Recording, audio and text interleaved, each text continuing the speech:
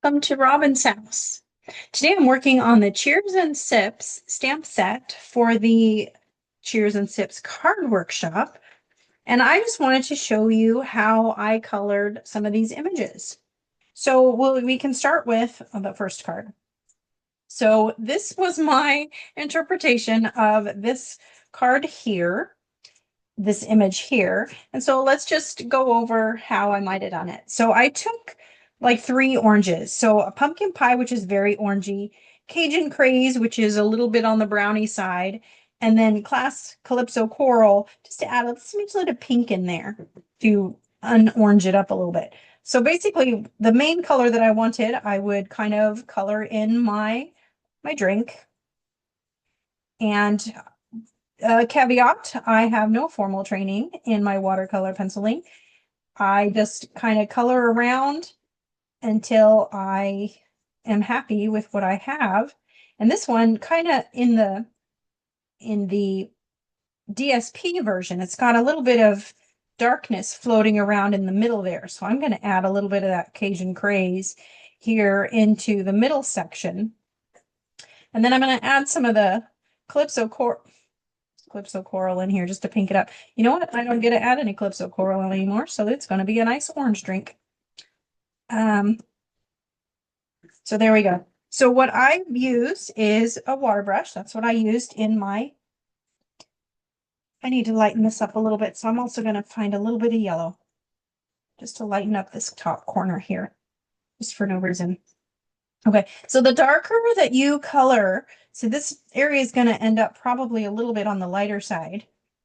And the darker you color, the more saturated and vibrant your image will come out and in that color. So just be aware of that.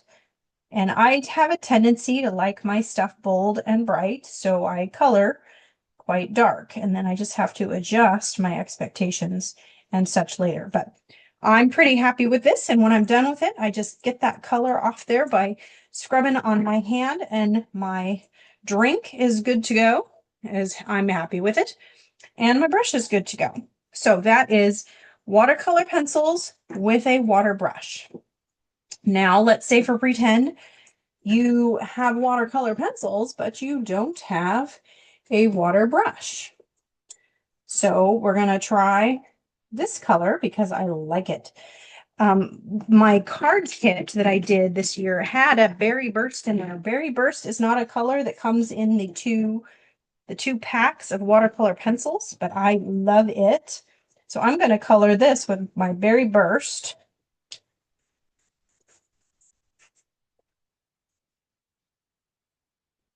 And there are ways that you can color that will make yours more successful. Probably not hash marking it like I just did would be a big help. And you can also kind of go lighter and get more effective coverage, and then go darker on the edges. But I want my edges, I'm going to incorporate some gorgeous grape in here along the edges just to darken those edges up because that's how I like it. But this time, instead of using my water brush, since I don't own one, then I'm going to add a little bit of pink in here. So this is going to be Melon Mambo. A little bit of pink in here. I'm going to use my water brush. Not water brush, my paintbrush. So I'm going to have a little jar of water over here. Now this is going to be a little harder to control than your water brush, but with a little practice, you can figure that out as well. And the water brush is really nice because it's like an endless supply of water, whereas I'm going to have to keep going back to this to recharge. But in some ways, that's really cool because it will give you a different look. It will, you'll have to restart, and you'll leave areas undone that were supposed to be done, and you go back and it'll be different because you've done it you've gone back in time to do it. So anyway, and I guess I can clean this in the water. So this is my berry burst. Pretty much the same effect as doing with the water brush. So now, what if you don't have a paintbrush and you don't have a water brush. Ooh, which one do we want to do?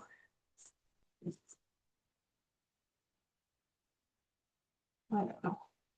Greens, I guess. So this is kind of a granny apple green one here we've got going on. And so we've got several greens in here. Granny apple green, garden green, old olive. So I'm going to use granny apple green and old olive. And of course, I've got my same old technique. What is this? This got a real nice darkness on this side. So I'm going to put some dark over here. Then I'm going to have the olive come in. That's going to be real dark, but that's okay. And this time I'm going to use my Wink of Stella. So did you know that you could blend your watercolor pencils with Wink of Stella? The nice thing about that is, in addition to blending your pencils, you're adding a little bit of shimmer in there, and you can never go wrong with a little bit of shimmer. So I love this option, especially in small places, because the Wink of Stella has a tendency to have a pretty small brush tip, so it can get in the tiny flowers and stuff. And then since it's also adding some shimmer in there, it just makes your little flowers perfect. But anyway, so this is, there we go, perfectly acceptable green drink. I don't know what green, I doubt it. That doesn't seem very mint julep-y, but I suppose it could be. Lost my cap. Okay. Now, say for pretend you don't have any watercolor pencils, you don't have any water brushes or anything. How about markers? Let's try this one. So it's not going to be quite the same because I chose different markers because I wanted to. But let's see what our look can look like with markers. So I did choose two that are rather not like each other. But that's okay. So number one color going over the other color will change the other color. You can see that that is changing in itself. And so we've got this drink that's going on. It's nice and rich here, and we're blending it in the middle. It's getting, actually, it looks pretty good. But what I'm going to do is I'm going to take this blending pen. So this is actually a take color away pen. So just like putting this lighter color over the top of this darker color, whoops, was also taking away, this one will take away that color as well. So you can, if you're strategic, after you get the hang of it a little bit, if you're strategic and you know how light and shadow works, you can really do a good job of taking your color away and creating a very fun looking thing, even though you only have markers, which are generally very rich and bright, and you could come up with a pretty nice looking drink. So I have one more. If you don't have any of those things, you might have an ink pad and a blending brush.